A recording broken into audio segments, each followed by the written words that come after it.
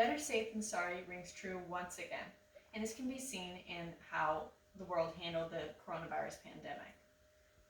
COVID-19 ravaged an unprepared world. We must be prepared for the next pandemic that comes around. Obviously, this is something that we've all experienced in different ways, whether it's touched our personal lives, our work, things that we planned on doing but weren't able to do. So coronavirus has affected all of us in different ways. I'm going to be talking about how it could have possibly not have been that way if we were prepared. So, according to the Journal of Research in Pharmacy 2020, Wuhan, China in 2019 was when coronavirus really started. It's the origin of it. People are still trying to figure out how it came to be, but we know that that's the point in which it really came to be. And it spread through water droplets or droplets when you cough, sneeze, etc., or direct contact, touch something, touch your eyes, and you get coronavirus.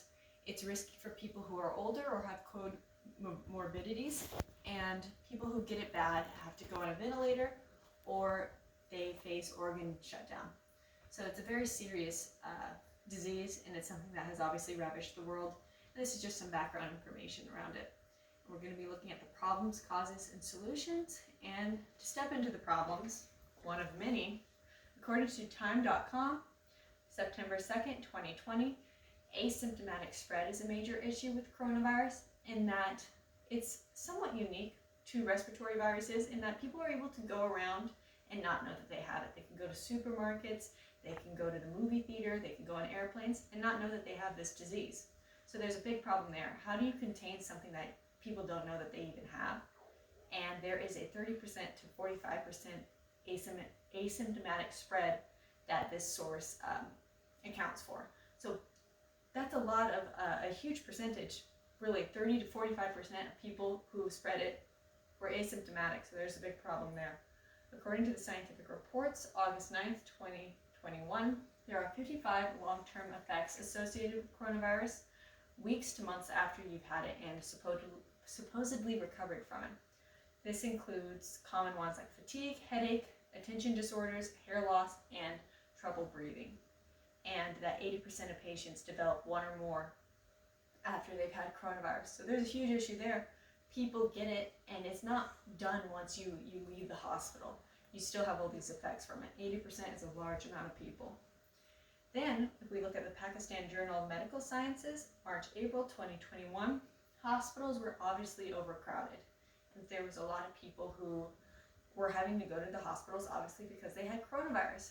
But there's an issue there in that a lot of people also needed to go to the hospitals, but they didn't want to because they were scared of getting coronavirus, and they were scared of possibly hurting the healthcare system even more that was already struggling to handle this overcapacity of people.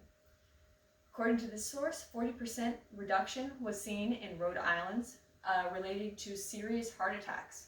So it's unlikely that within the year that coronavirus really kicked up, that miraculously 40% of people who had heart attacks typically didn't, as much as these people probably just didn't go to the hospital because they didn't want to get sick. There was also a 50% reduction in ER visits. So really, these are people who, they don't have coronavirus, but they're still at risk of dying, really due to coronavirus in a weird way because they're not able to receive health care. Now, the causes of this issue and this really inability to contain this virus and handle it in our healthcare systems. First one comes from Bulletin of the Atomic Scientist, July 2020.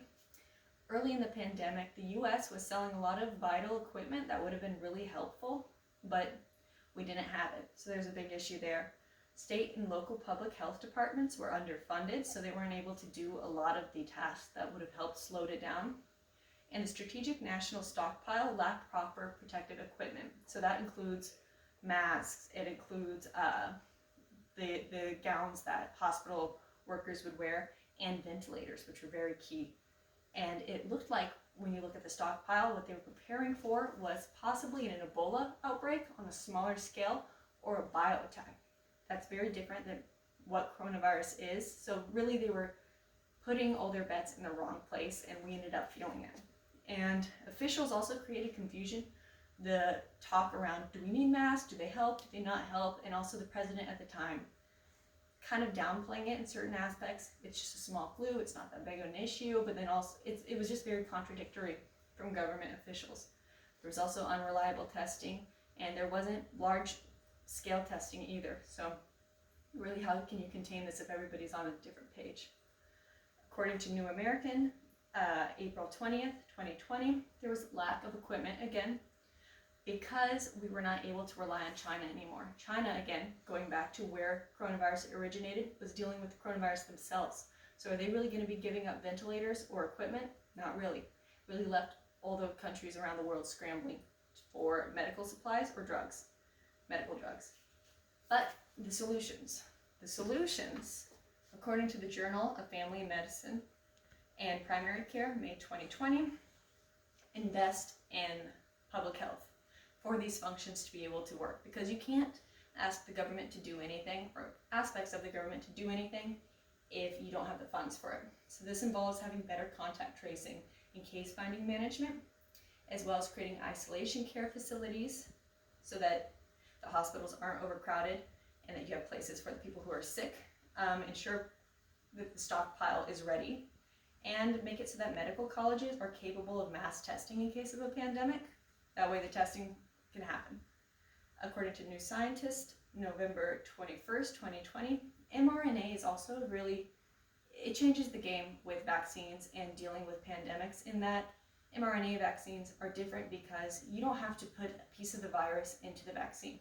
You just train the body through mRNA to recognize the outer layer of the virus. So it really skips a major complicated step that has been halting vaccines from being developed. It's very key for the future pandemics and treating diseases like herpes, the flu, and cancer.